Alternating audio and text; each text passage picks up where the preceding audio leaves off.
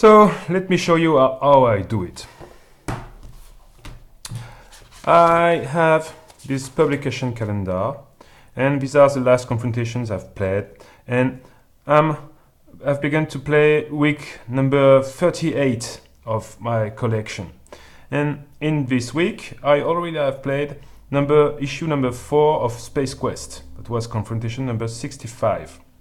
You can see that the last week, I had played in this order: Space Quest, Dark Watch, and Cold Ronia.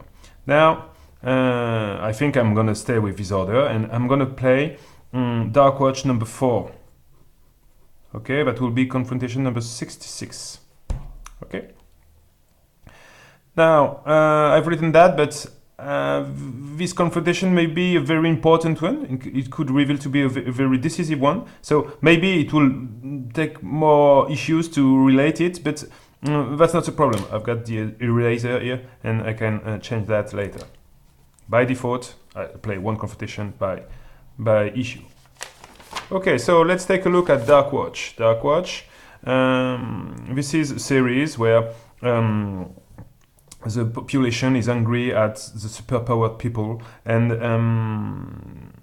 the heroes that constitute this team, this Dark Watch team, have decided to stay hidden and want to act discreetly, and so they smoothly, so they don't show off like usual superhero teams like Freedom 5 used to do before they disappeared. And this is the main plot, okay? Problems between the population, superpowered people. We're gonna do that. And also, I wanted to add another storyline because I had played this whole bunch of games before I decided to write a collection of comic books that was called Darkness is Coming, and I wrote quite a few posts on SGOYT explaining how Citizen Down had obtained a powerful artifact and was slowly growing up as an omnipotent goddess who was gaining control over Earth and over the whole universe.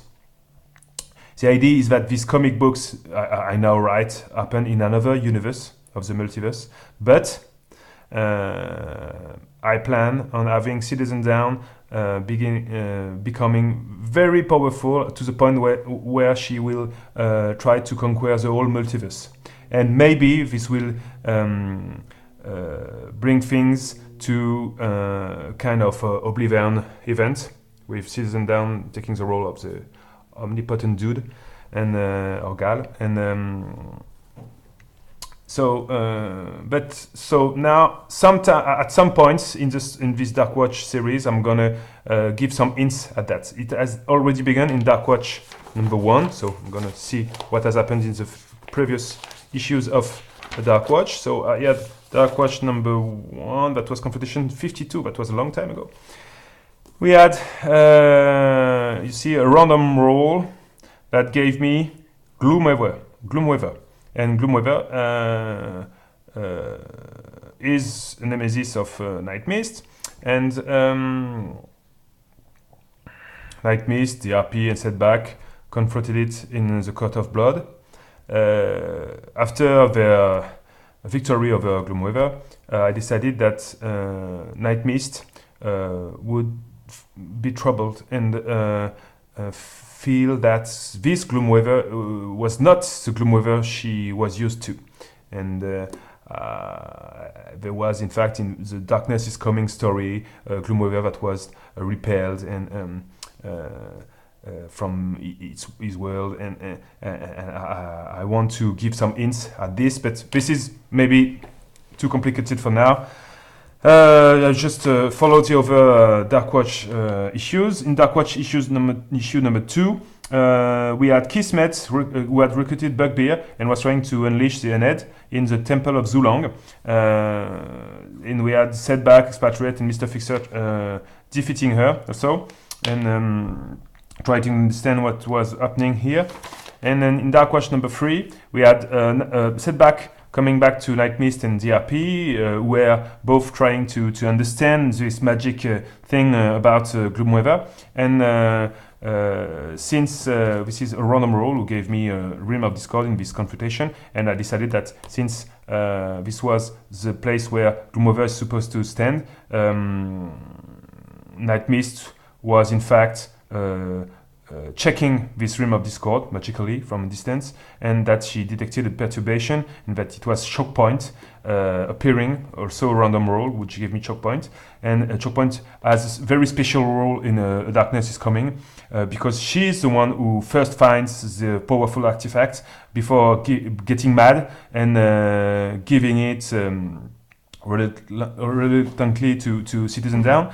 And so I decided that in fact it would be Choke Point from this distant world that would be some kind of teleported or spirit teleported here in the Realm of Discord, and that at the end of the she would not speak, she would only scream during the fight like a mad woman, and that at the end of the fight she disappears into thin air, and Night Mist does not understand and wants to investigate these strange events.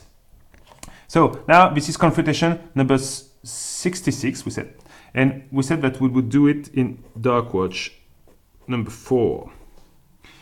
The first thing I'll do for all my confrontation, and even if I know what I want to write down as a story, or if I have no clue and just want to make some random rolls to have a story that will be guessed from these rolls, I always roll one die, one 6-sided die, to determine the order between the selection of heroes, villain, and environment. So let's do that. 3. That means 1, 2 means I begin with heroes, 3, 4 with villains, and 5, 6 with environment. 3 is this that I will begin with villain, and 3 is the order villain, hero, environment, and 4 is villain, environment, hero. So I'm gonna do the order villain, hero, environment.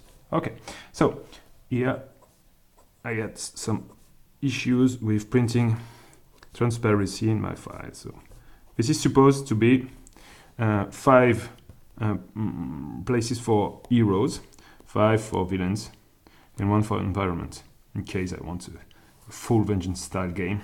But most of the time I've got only 3 heroes here, for example, and 1 villain. And you can see that the last game I played was a Vengeance style with 3 heroes and 3 villains.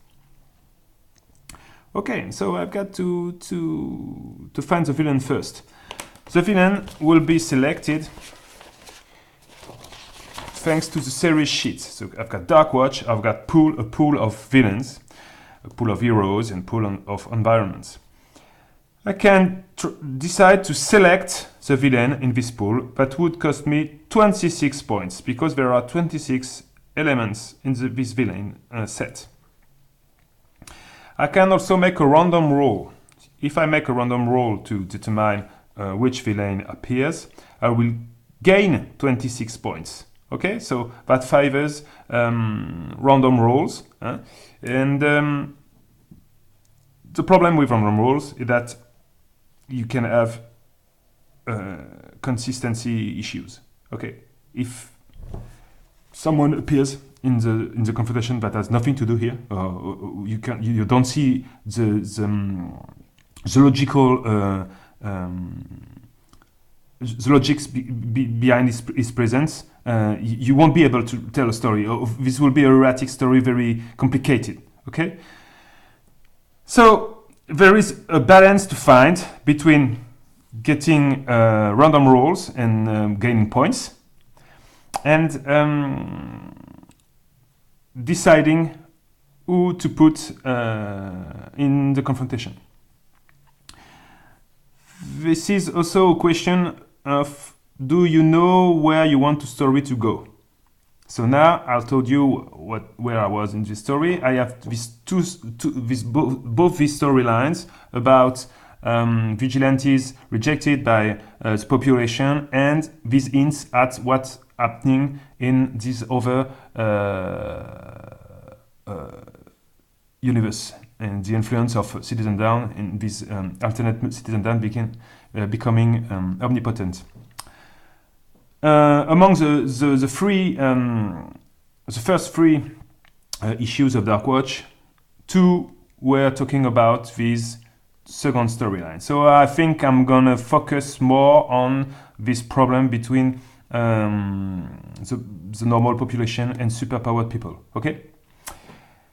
For this, I have here a group of villains that are new, and these villains would appear in the context of this tension between superpowered people and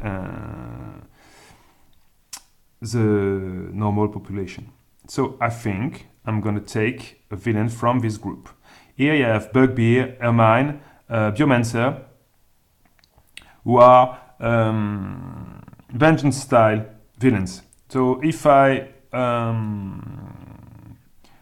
select one of them, I will have to go for a vengeance-style game. I just played a vengeance-style game for Space Quest number 4. I don't want to do one more. So that leaves me with Misinformation and the Dreamer.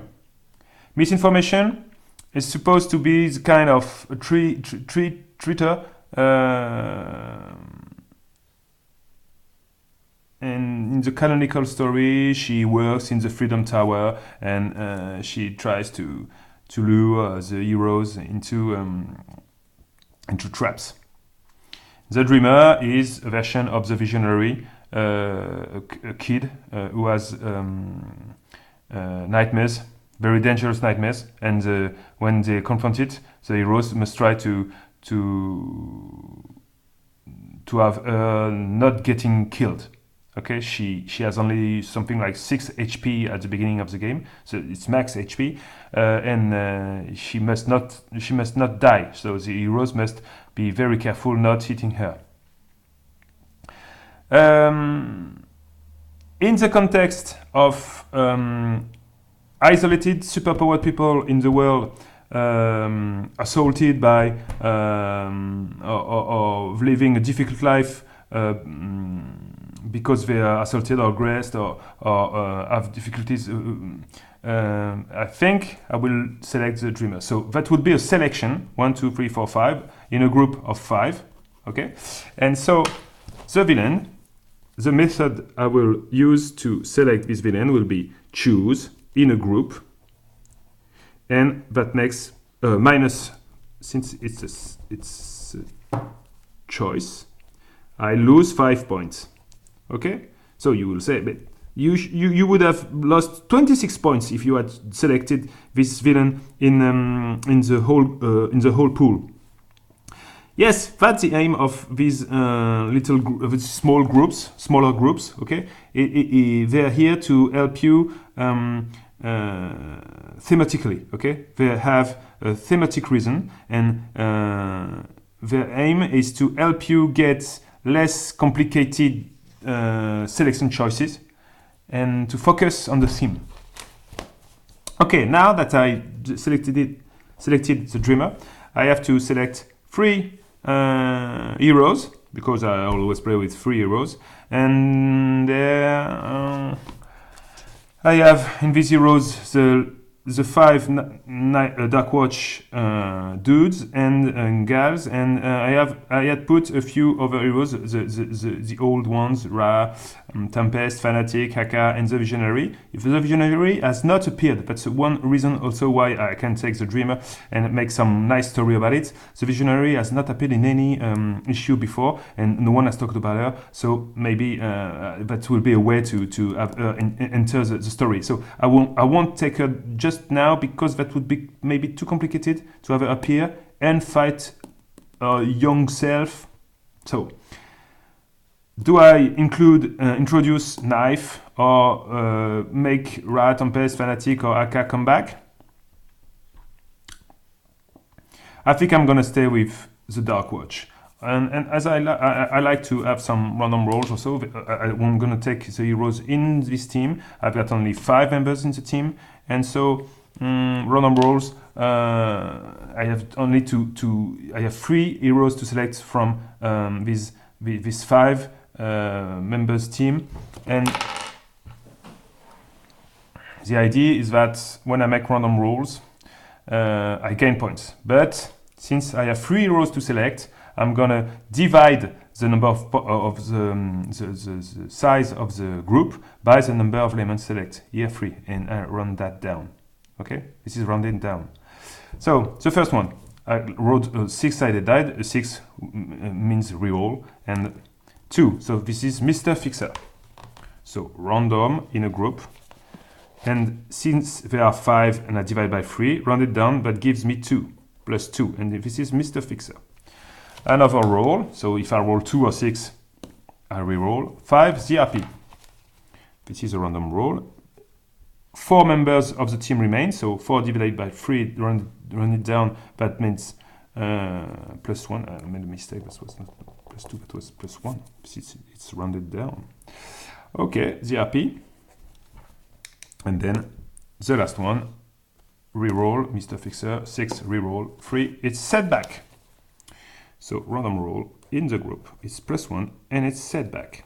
Okay, so now I've got the environment to select, I've got the villain, I've got 3 heroes, I've got the environment to select, and I've got all this list of environments. If I make a random roll, I'll have 17 points, 1. Okay, but it makes a lot of points, that's nice. So what do I do? I think I'm gonna make a random roll, but you know what? Because that helps me write a story down. Okay? Let me show you. That's risky. That's the part of the game, and that's also why a reason why I have not played this game as much as I would have wanted to lately. Because in fact, it's quite the brain burn. Okay, many people complain that Sentinels of the Multiverse has too much bookkeeping, but I don't think this is the case. Most, at least for villains I've already played against, but playing Comics of the Multiverse adds a layer of complexity of brain burning. Okay. So let's go for the environment. 18, it's too much. 10. 1, 2, 3, 4, 5, 6, 7, 8, 9, 10. So that's Omnitron 4. That's the robotic environment random in a pool plus 17. And that will be Omnitron 4. Okay? And I can now count the total of points I've won. So that makes 3 points, 1. Minus 5, that's minus 2. And plus 17, that's plus 15. Okay? When I win points here, that allows me to lose points on over confrontation if I want to select more. So there is a kind of a balance between winning points by making random rolls, which help you find an unoriginal story maybe you wouldn't have thought about. And then after that, when you have an idea, choose the element to have something consistent and then lose corresponding points. And that's a kind of breath, if you want, between choosing, make some random rolls, gaining points, losing points. Okay. So I just have now to set up the game and play it, and I will show you that in the third video.